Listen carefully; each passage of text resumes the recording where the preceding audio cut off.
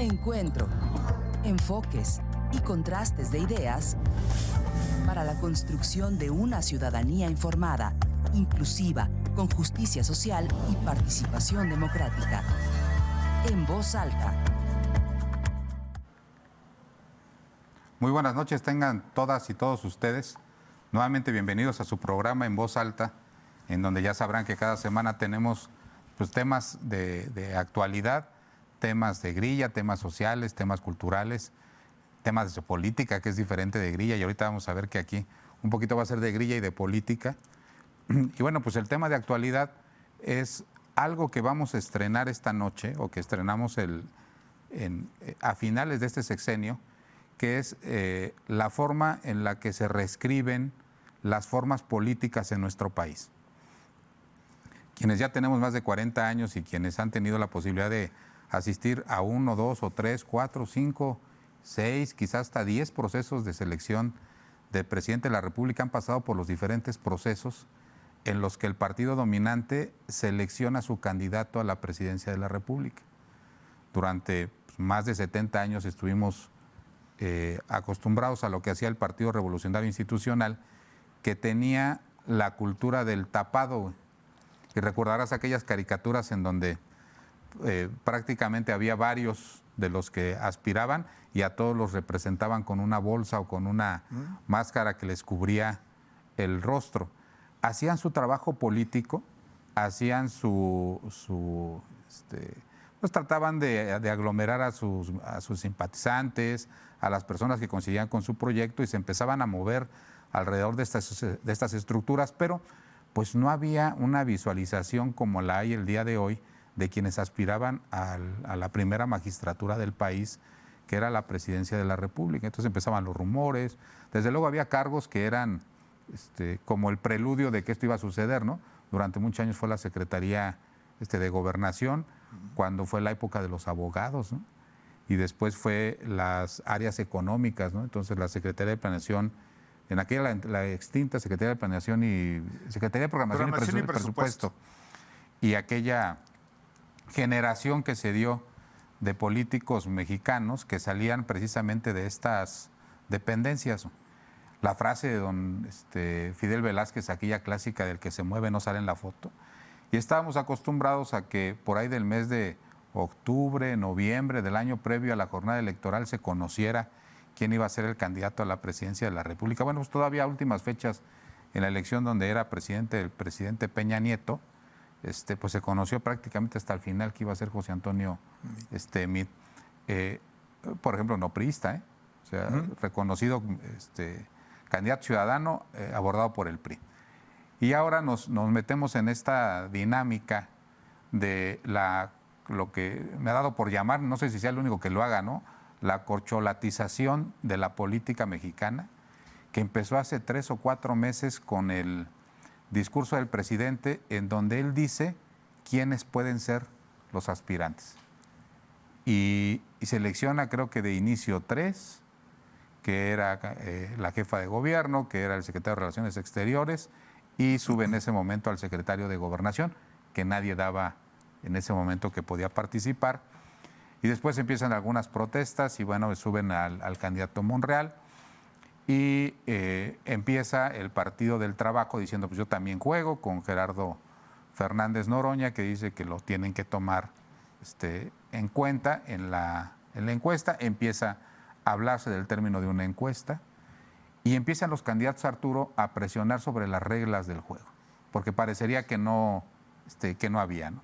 Había destapes, había, pues ya no sé si se llamen actos anticipados de pre-campaña, porque hay un vacío legal ahí al que las autoridades electorales no le han querido entrar.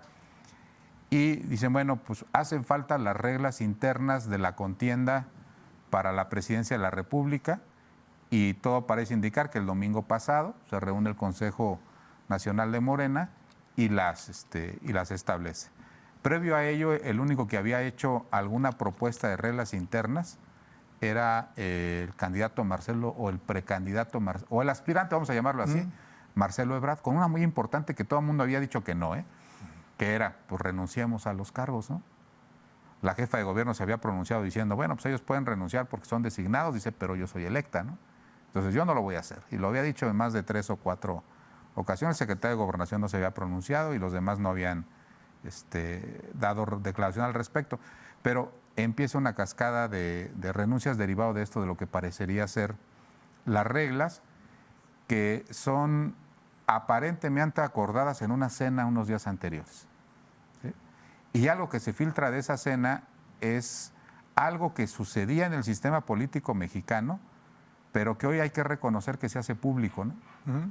Diciendo, bueno, pues si entran 6 a la contienda, aplica la regla en política de que en política nadie gana todo, ni nadie pierde todo, y hacen público un acuerdo en el que dicen, bueno, pues va a salir un candidato o candidata a la presidencia de la República, y los que no ganen los premios de consolación, cual catafixia chabelesca, tendrán, pues uno va a ser el coordinador de los diputados en la Cámara de Diputados, otro del Senado. Fíjate que les ponen nombres raros, ¿no? Porque si bien es cierto, no están eligiendo un candidato a la presidencia de la República, va a ser el candidato o el defensor de la... De las políticas de transformación, de la cuarta transformación. Y entonces, ¿qué le ponen a los que van a ser los siguientes nombrados? Pues el defensor del federalismo, que va a ser el coordinador del Senado, el coordinador de la voluntad popular, que va a ser el de la Cámara de Diputados, y un candidato que va al gabinete, y al candidato del PT y al del Verde les dice, pues les va a tocar algo, pero con cuota a su partido, ¿no? Y siempre y cuando su partido lo vea. Y establece una serie de reglas ahí medias interesantes, ¿no?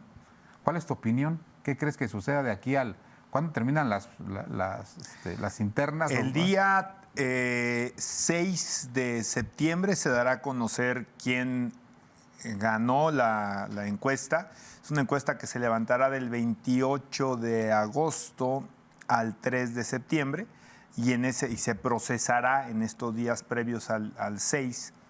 Y bueno, se dirá quién era el tapado, ¿no? O la tapada. También en este término acuñado por parte del caricaturista Abel Quesada, del famoso tapado, y que ahora el presidente pues lo ha rebautizado, ¿no? Como las corcholatas, donde se nos olvida un poco el porqué. Porque él decía que él era el destapador.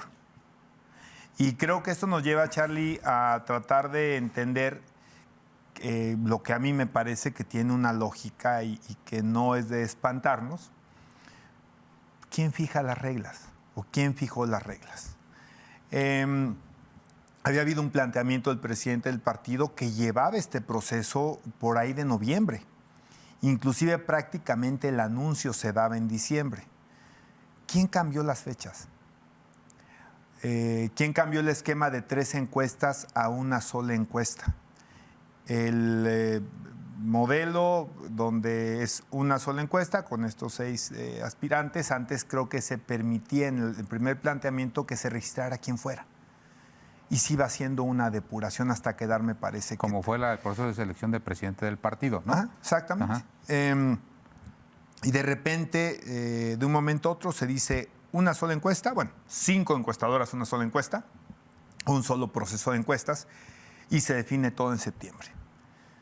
Creo que es el primer punto que tendríamos que entender, porque yo no sé que el Consejo se haya reunido secretamente para definir eso. Es decir, es evidente que hay una jerarquía importante, muy probablemente del propio Palacio Nacional, con respecto al manejo de esta sucesión, y me parece que el presidente de la República trae un control claro sobre este proceso.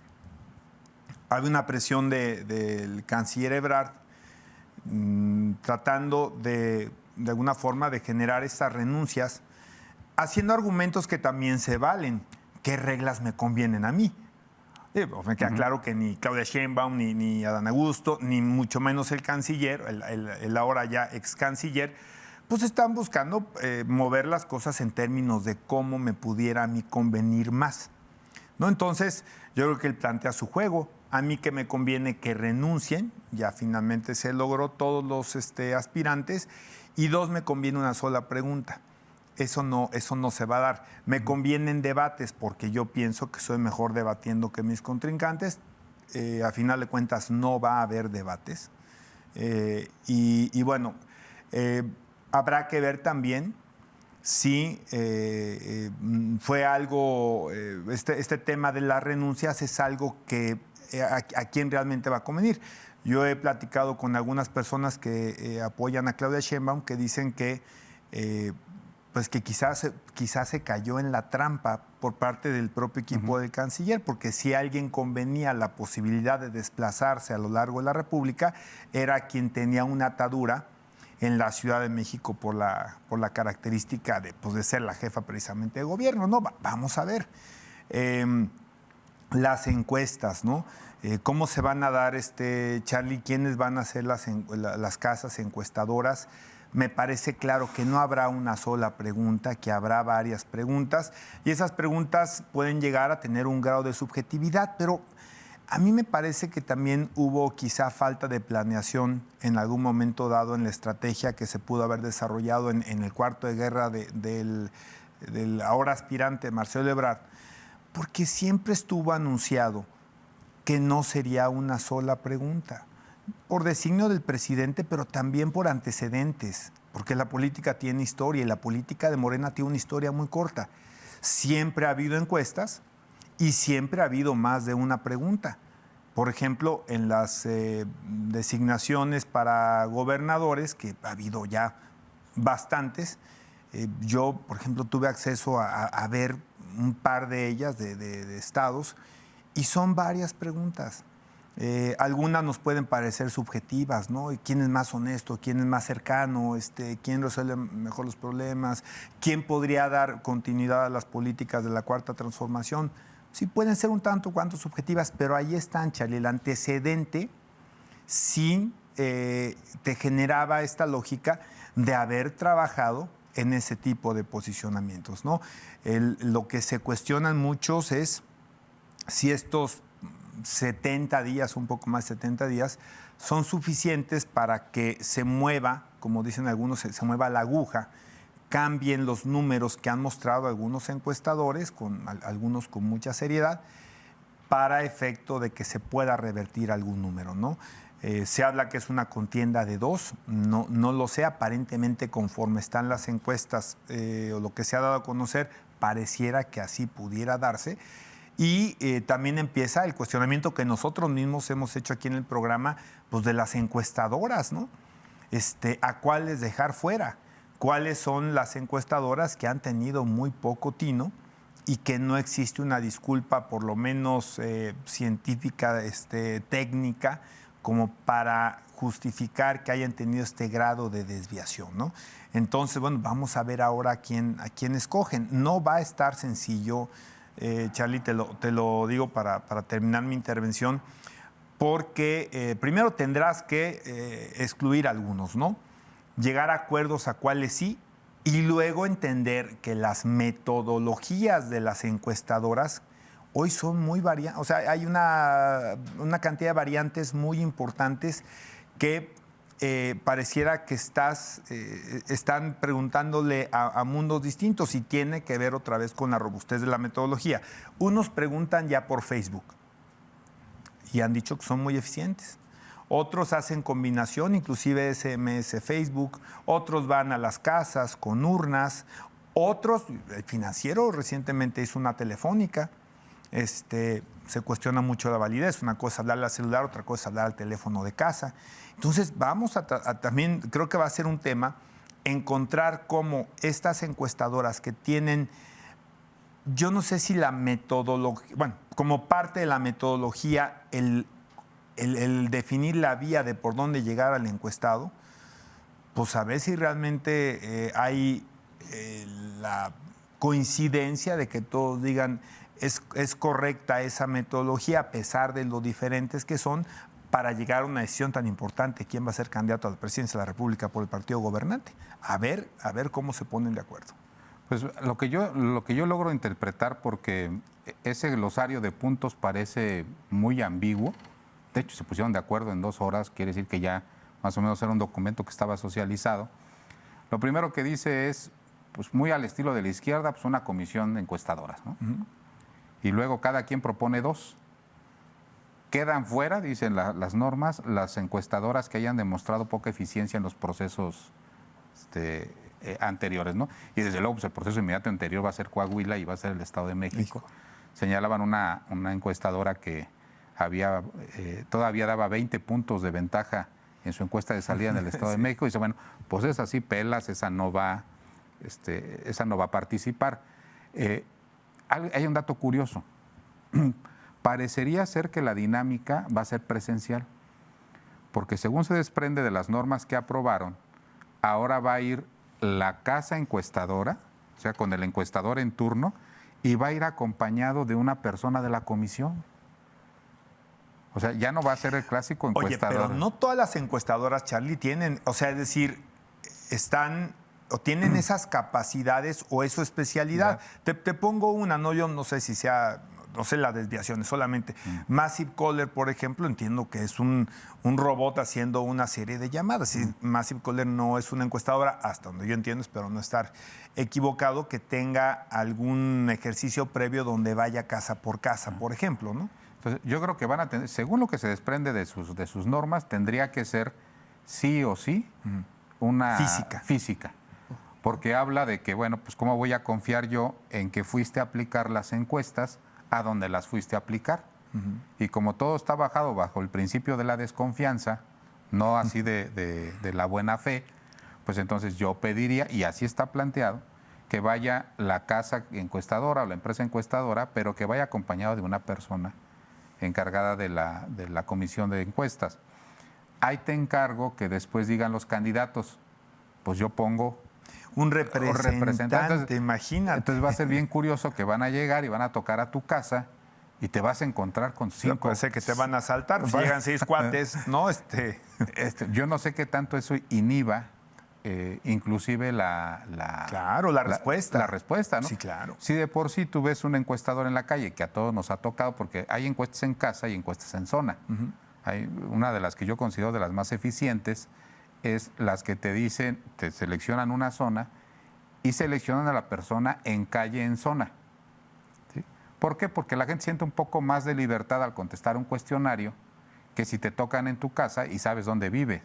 O sea, ¿por qué? Pues porque si gobierna Acción Nacional y está tocándome una encuestadora en la casa, pues seguramente es de Acción Nacional y cómo le voy a contestar que no soy candidato o que no soy... Que no simpatizo con los candidatos ellos, ¿no? del mismo color, ¿no? Por eso se dice que las encuestas mandadas a hacer desde el gobierno tienen un sesgo más o menos como de 5 puntos, porque la gente dice, bueno, pues seguramente es una encuesta del gobierno, yo tengo que contestar bien. Por eso se hacen en calle. Y por otro fenómeno, a lo mejor, Charlie, no sé si es parte de esto, a mí me tocó alguna vez escribir en una publicación el fenómeno urbano de los condominios. Entonces, para el encuestador entrar a los condominios no es sencillo bajo la lógica de ir casa por casa, porque hay ciertas reglas de acceso y a veces los mismos colonos dicen, ¿sabes qué? Aquí no entran los encuestadores. Por seguridad, por desconfianza, no en el encuestador, sino una persona que se haga pasar por un encuestador. Entonces, el crecimiento de la figura condominal en las zonas urbanas es tan importante que no es fácil entrar como casa encuestadora. Bueno, y aquí hay otro detalle. Quienes hemos estado organizando procesos internos, cada de que, por ejemplo, a mí me agradaba mucho cómo tomaba el viejo PAN sus decisiones. Se encerraban ahí en el auditorio del San Javier y luego tenían candidatos, tenían delegados y luego hacían segunda vuelta. Creo que fueron de los primeros partidos que incorporaron el tema de la segunda vuelta. Hasta sexta vuelta, Real. Y era bien interesante saber porque pues no había nada escrito, ¿no? El PRI pues era muy sencillo saber, pues era una situación de dedazo. Yo recuerdo en el 2002-2003 cuando el entonces candidato a la gobernatura, Fernando Ortiz Arana, decidió abrir los procesos y siempre había una duda cuando los procesos se abrían hacia público en general. Y es decir, que la oposición se organizara para votar por el candidato más débil y sí movilizara. Entonces siempre había ese tema, porque bueno, los que participaban en ese tipo de procesos eran candidatos, pues 400 votos en un distrito, 500 votos en un distrito. Bastaba con que los de enfrente se organizaran, le metieran 600 votos y votaran por el candidato más débil. ¿Sí? Yo le veo un gran problema al tema de las encuestas si la oposición se logra organizar y ese 60% de la población que no coincide con Morena, que no es lo mismo que la aceptación del presidente, se logra organizar a través de mensajes masivos, a través de mensajes en televisión o a través de redes, y dicen, si llegan y te preguntan, contesta que es fulanito.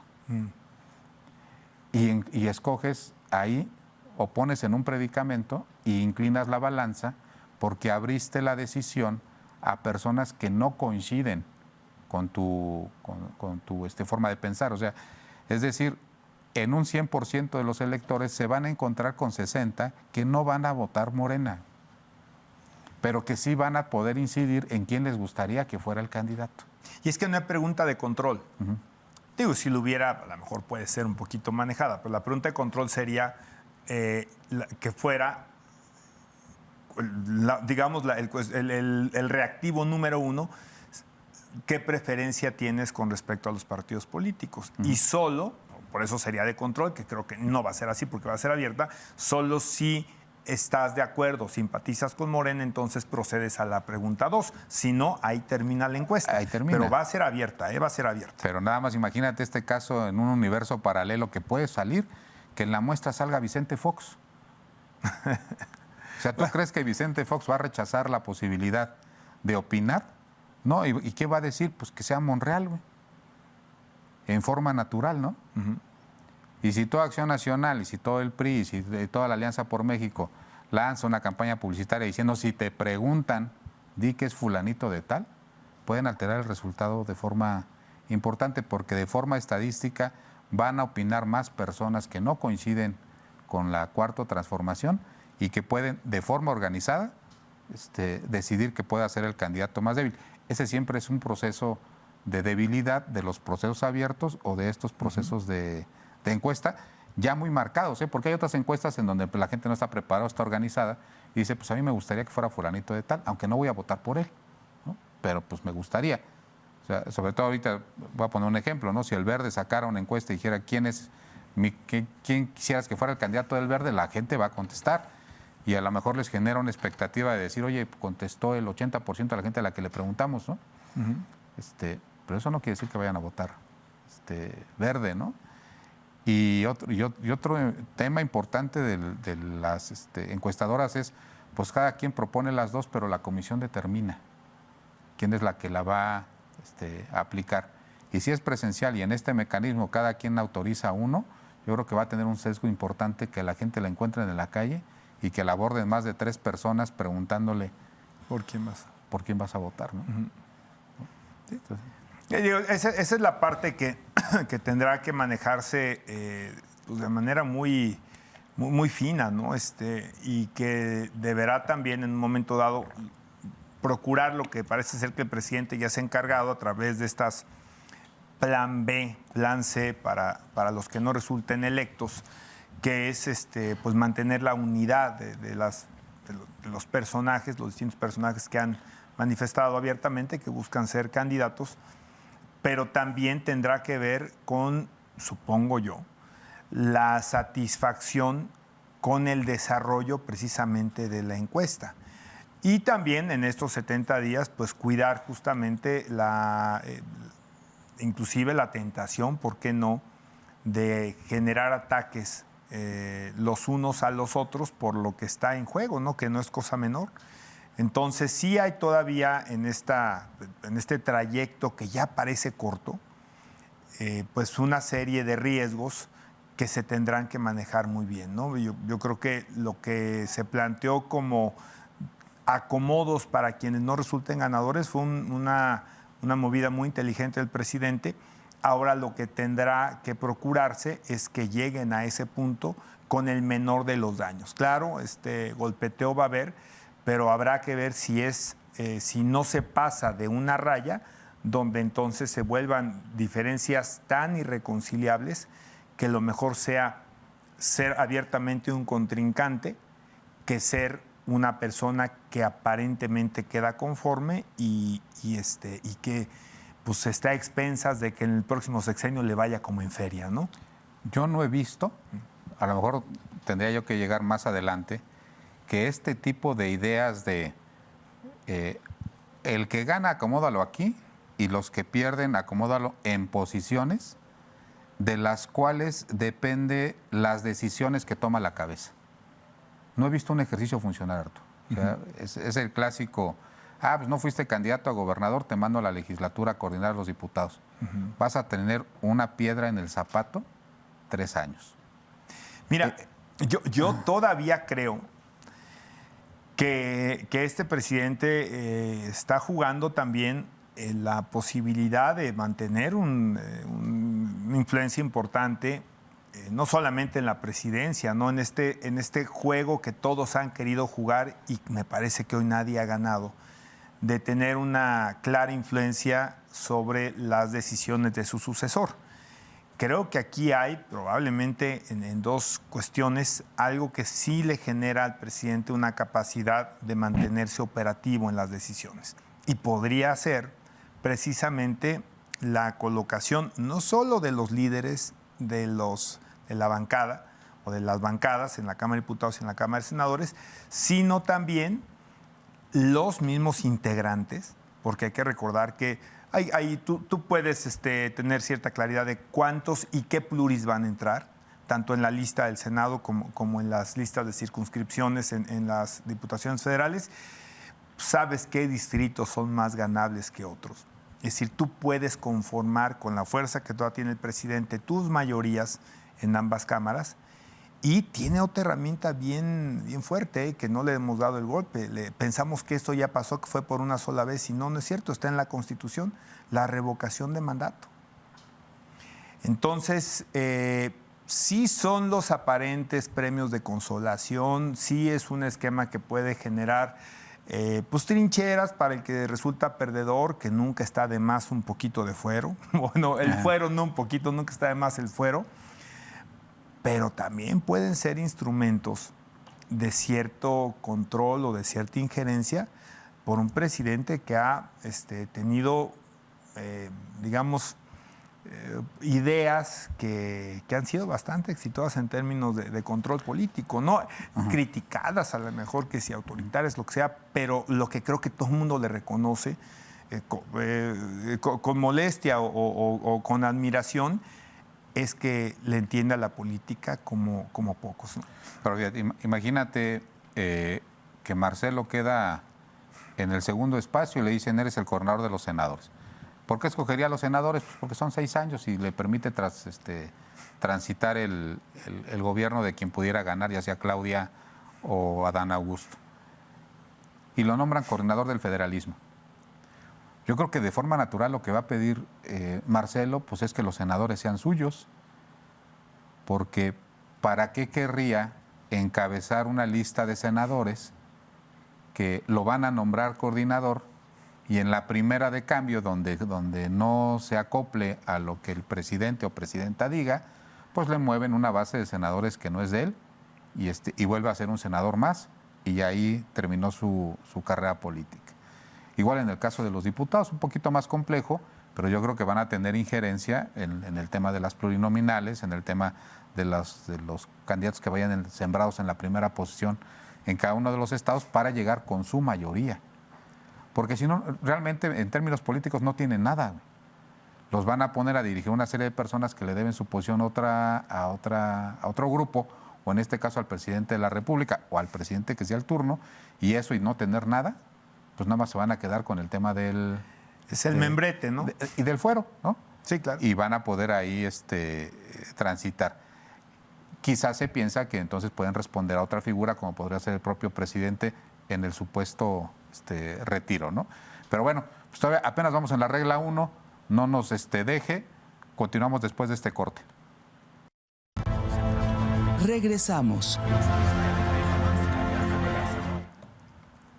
Bien, regresamos con este importante tema de cómo el partido en el poder va a seleccionar o está tratando de ponerse de acuerdo en este que es un fenómeno, Arturo, que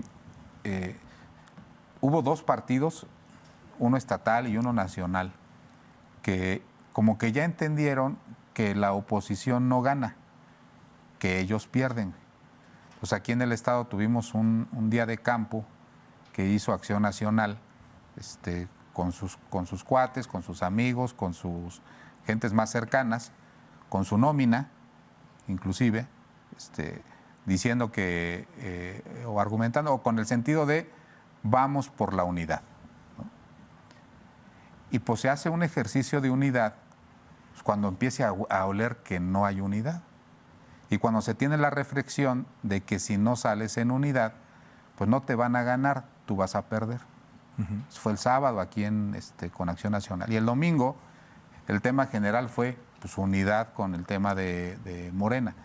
Ya saben que si no van en unidad, pues van a perder. Interesante el mensaje de que hayan subido al PT y que hayan subido al Verde a esta decisión. El PT lo tenía muy claro ya, tenía su candidato y su candidato decía, pues hay 4 corcholatas en Morena, pónganse de acuerdo quién es el candidato de Morena y entonces después se mide conmigo, ¿no? Esa era la primera enunciado lógico del PT, diciendo, pues si vamos a hacer una coalición, pues primero saquen uno de Morena y después hacemos una encuesta 1 a 1. Y el Verde, pues el Verde se había desvivido por enamorarse o encariñarse con alguna de las corcholatas, una parte del Verde con Claudia Sheinbaum y otra parte con Marcelo Ebrard. Y ahora resulta que también hay ya gente de Adán Augusto, pero como que un día despertaron en la mañana y dijeron, oye, el juego se trata de nosotros tener un candidato y sacan a este señor Velasco. Y entonces los invitan y dicen, bueno, y el grito es unidad. Ya saben que si no van en unidad les puede pasar lo que sucedió en el estado de Coahuila y que la unidad tiene que ser, pues no solamente en lo federal, sino en todo lo local. Porque si deciden ir en lo federal y en lo local, van a tener hasta problemas de votación y de votos nulos, en que creo que eso ya está superado y que la alianza va en términos totales. Entonces, el llamado es a la unidad de los partidos políticos. ¿Tú crees que de este proceso salga unido Morena? Te lo voy a poner por lo siguiente. Pusieron una regla de los medios de comunicación. Alguien puso, no le vamos a dar entrevistas, no recuerdo la redacción precisa, pero pues no le vamos a dar entrevistas. Permíteme para tal cual como es. Se evitarán los medios reaccionarios, conservadores, adversarios de la Cuarta Transformación y partidarios del viejo régimen. Como dicen los gringos, whatever that means, ¿no? Ajá. O sea, lo que quiera decir eso. Lo que quiere decir es, bueno, pero tú dices, bueno, todo el mundo lo va a respetar, ¿no? Primero no dicen quiénes y Tlali, la secretaria general, dice, pues de inicio, Latinos en una y lista, Reforma. Latinos y Reforma. Pero yo creo que el número 3 era Ciro Gómez Leiva. Y al primero que va a ver y el 4 López Dóriga. Y al primero que va a ver que entrevista a Marcelo Ebrard es Ciro Gómez Leiva. Y le pregunta, oye, pues no deberías de estar aquí porque se supone que nosotros somos catalogados dentro de ese punto. Y Marcelo dice, pues yo voy a ir a donde me inviten. Y entonces, al siguiente día, primera fisura. Segunda fisura, la lana. Dice, bueno, no recibirán fondos empresariales, ni de gobierno, ni de cualquier actividad, y eso me dio mucha curiosidad, presuntamente ilícita. O sea, lo presunto es, pues yo lo recibo hasta que no se determine su origen, su ilicitud. Pero Marcelo Ebrard dice en esa entrevista, y saliendo, dice, oigan, pues para que el tema de la lana no sea tema, pues que nos dé Morena el dinero. Ahí tiene. Entonces que nos dé una cantidad a cada uno de ellos y que rindamos cuentas, ¿no? Y que se lo planteó a Mario Delgado. A Mario Delgado. Entonces, parecería ser ya que en el comportamiento de algunos empieza de forma pues abierta a la violación de las normas, ¿no? Pero sabes, aquí creo que atiende y bueno, aquí también creo que tienen días para definirlo. Hay algunos planteamientos que son ambiguos. O sea, por ejemplo, esta situación de tratar de definir a un medio por si es amigo del viejo régimen o conservador, yo creo que se hace muy compleja para efecto digamos, de apegarse a esta norma. ¿Cómo está esa clasificación? ¿Va a salir un listado? Entendemos por enemigos de la Cuarta Transformación aquellos que el presidente ha mencionado en las mañaneras. O sea, ¿cuál va a ser la forma de definirlo para que no se argumente que se rompieron las reglas? Entonces, si ya atendemos a estos cuadros que marcan las reglas y nos vamos uno por uno, pues seguramente vamos a encontrar que en ciertos puntos hace falta claridad. Y si no se puede ser más específico, si quieres hasta en corto, hombre. No es un tema para hacerlo público. ¿A qué se refieren algunos puntos? Es probable que vengan señalamientos de este tipo, ¿no?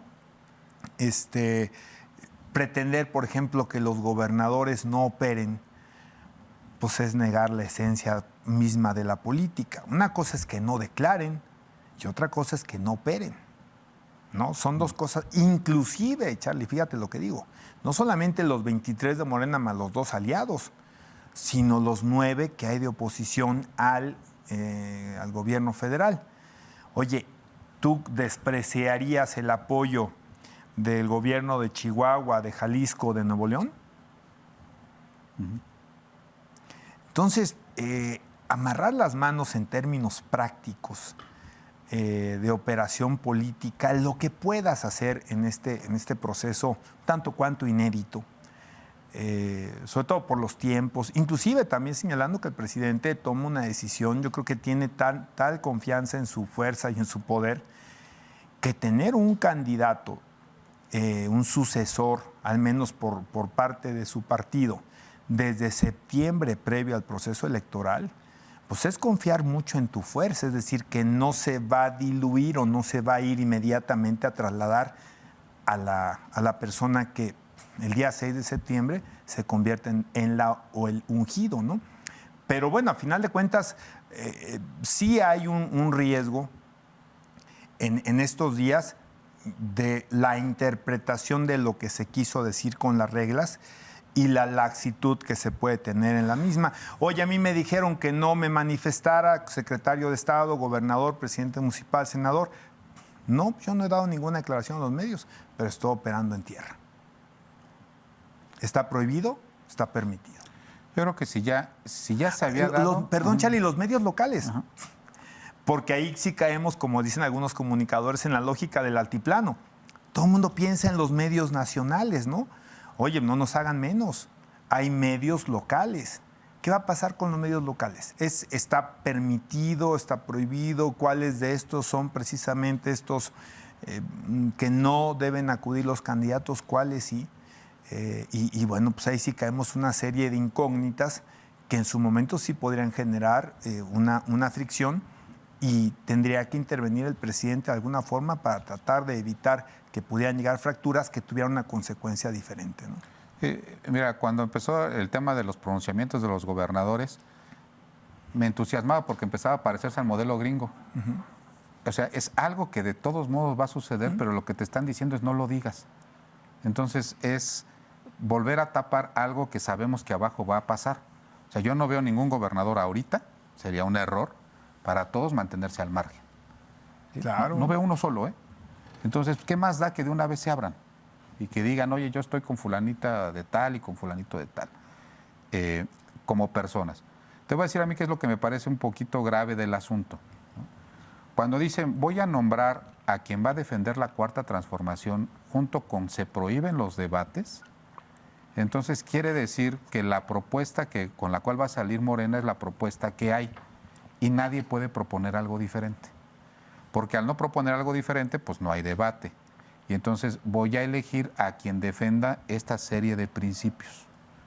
Y entonces, pues no hay variabilidad. Ayer que vi a detalle la entrevista de Ciro Gómez Leiva con Marcelo Ebrard, le hicieron la broma, dice, oye, ya viene Claudia para acá. Y Marcelo dijo, pues excelente, dice, de una vez hablamos de cómo mejorar la economía, de cómo mejorar la seguridad. Como si pudiera haber dos posiciones diferentes y lo que dice el documento es que hay una. Y entonces tendrías que empezar a hablar todos lo mismo, bajo los mismos principios, bajo la misma defensa, bajo la misma propuesta. Entonces, ¿qué vas a elegir? Quizá la persona más capaz para poner o defender un ideario ya dado y que no es cuestionable. Entonces, eso a mí me parece un poco peligroso, porque si bien podrían en los debates no abarcar el qué, sí se podría decir el cómo. Ahora, los golpes bajo la mesa en 60 días, a mí me parece que lanzaron el proceso muy, pero muy desgastante. Porque 3 días después ya sale un medio creo que se llama Contralínea, con una denuncia aparentemente de la Unidad de Inteligencia Financiera de los últimos años de Peña en contra de Marcelo Ebrard. Algo que la PGR ya había decidido archivar, pues otra vez toman el asunto, ¿no? Entonces, 60 días son muchos para que estén expuestos quienes han tenido una vida pública extensa, o sea, porque uno ya fue gobernador de Tabasco, otro fue ya jefe de gobierno, otra es jefe de gobierno, ¿no? Le acaban de sacar el tema de si los apoyos se mandaron a Turquía o no. O sea, 60 días en el, ¿cómo le podríamos llamar, güey? En el escaparate. Y supones que el tema de Turquía, siendo un asunto internacional, digo, para los mal pensados, pues que la información lo obtuviste a través de, probablemente, de los órganos de representación de nuestro país en Turquía, ¿no? Y bueno, entonces van a empezar a salir, y entonces eso es lo malo de poner, yo creo que 30 días eran suficientes, y 45 días o 90 días de una campaña presidencial es ya de por sí agobiante, o 75 para un diputado federal, 60 para un presidente municipal. Es mucho para abarcar poco, también es mucho para estar exactamente en el pégale al negro, ¿no? Y ya empezaron. Y ya, caray, o sea, debates no habrá, pero algo tendrán que plantear. Yo supongo que a partir del día viernes, creo que formalmente empiezan el 16, ¿no? No, eso no recuerdo bien la fecha, pero supongo que cada uno de los aspirantes tendrá una marcación personal de los principales medios de comunicación del país, ¿no? Independientemente que puedan o no dar entrevistas o a quién le van a dar entrevistas, pues harán declaraciones que los posicionarán mejor o los harán tropezarse. Yo creo que a final de cuentas el ejercicio tiene también, además, no solamente riesgos en términos de la unidad, sino hay que tener mucha cautela en los movimientos. Cada uno de los candidatos está sujeto o está expuesto a resbalarse, ¿no? En un mal día, en una mala declaración, un micrófono abierto, ¿no? Que no te des cuenta que está abierto. Y como tú bien dices, que empiece a hacer esto un golpeteo interno, donde se empiecen a sacar algunos trapitos que todos tendrán, y entonces pues esto pueda generar un desgaste a los candidatos, que ya llegado el momento de una constitucional, pues pueda tener o pueda ser materia para los de enfrente que les hagan la chamba en el proceso interno, ¿no? Es que van a empezar a jugar los propios órganos del Estado. Por ejemplo, esto de Contralínea, pues desde luego debe ser una filtración de los organismos investigadores, que alguien le dijeron, oye, pues está archivada, pues revívela.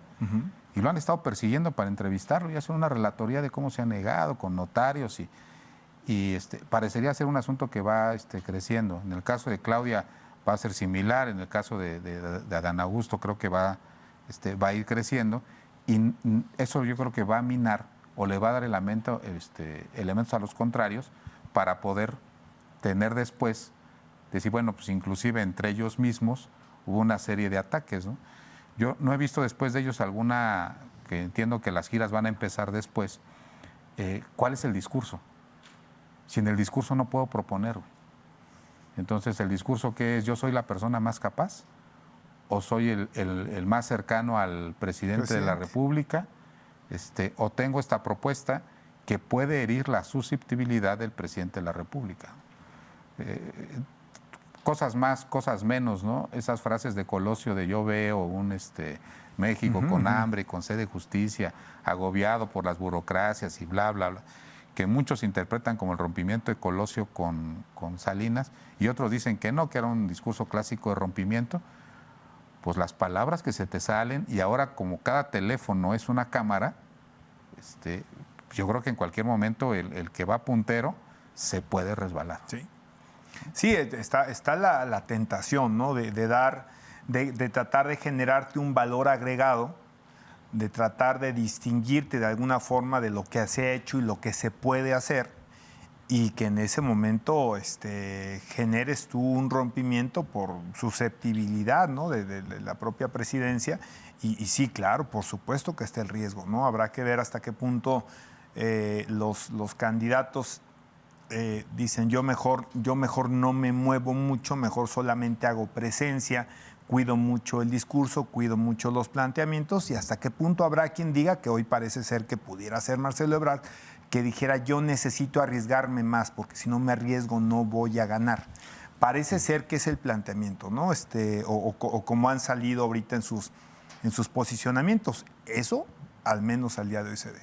Ahora, esto sin duda tiene una repercusión en todos los estados, porque dicen, bueno, esa es la forma en la que van a desaturar lo nacional.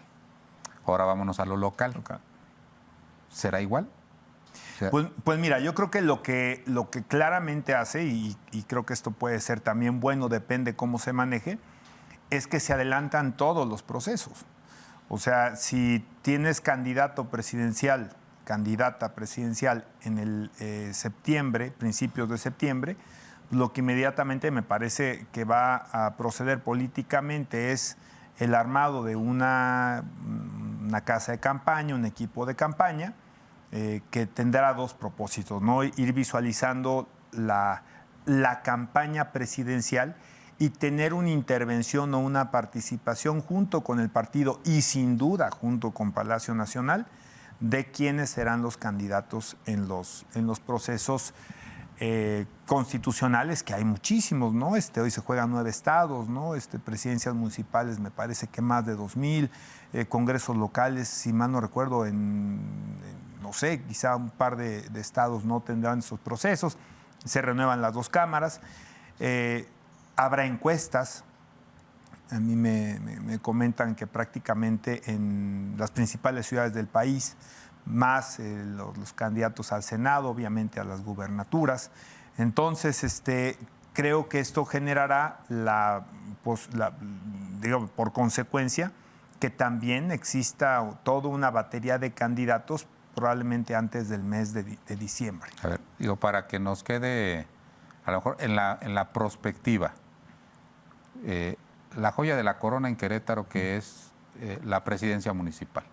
Entonces, ¿te imaginas que en ese ejemplo, por ahí del mes de agosto, septiembre, o una vez que haya candidato o candidata a la presidencia de la República, Morena diga, estos son mis aspirantes locales, y son 3 o 4 que voy a medir, le pida al PT 1 y al Verde 1, y que haga un proceso a lo mejor no de 60 días, pero de 15 días, que concluya con una encuesta y que diga de los 3 o 4 que puso Morena, más 1 del PT, más 1 del Verde, que pudieran ser 6, que es la cantidad que puso el Nacional para este ejercicio. Que aparte otra, es por invitación, güey. Claro. O sea, es una cosa bien curiosa, porque dicen, ¿puedes participar en mi proceso? Sí, solo sí te invito, güey.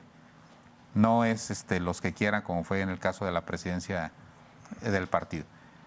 ¿Te imaginas un proceso así local para el Senado, para la presidencia municipal? Yo te diría que eso creo que lo acotaría mucho los tiempos jurídicos.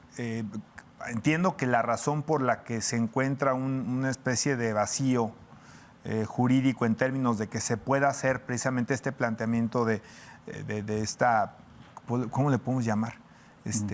Esta gira de aspirantes a la presidencia de la República, es porque no ha empezado el proceso electoral. El proceso electoral empieza precisamente en septiembre, que ahí es donde cortan. Si mal no recuerdo, en lo local y en lo federal, digo, ya cómo placeas a los candidatos al Senado, o sea, en una réplica, digamos, en lo local. Tendrías que esperarte a los periodos de precampaña, lo cual ya te avienta muy cerca a la elección, y creo que eso es la parte que probablemente no convendría. En lo local, si mal no recuerdo, entiendo que empieza en octubre. Si se aprueba la ley sería en noviembre, da tiempo. ¿no? Vamos a ver, ¿no? Cada estado tendrá sus lógicas y en particular Querétaro, si ese fuera el caso, pues tendría que valorarlo el propio partido si es una posibilidad que se haga la réplica aquí, ¿no? Habrá que ver qué tan valioso, interesante o no es esta posibilidad, ¿no? Pero, bueno, caray, si es hasta noviembre, pues yo supongo que bajo la misma lógica sí se podría, ¿no? Porque tendrías 3 o 4 aspirantes de Morena, uno del PT y uno del Verde, tratando de hacer pues lo que Acción Nacional ya está haciendo, ¿no?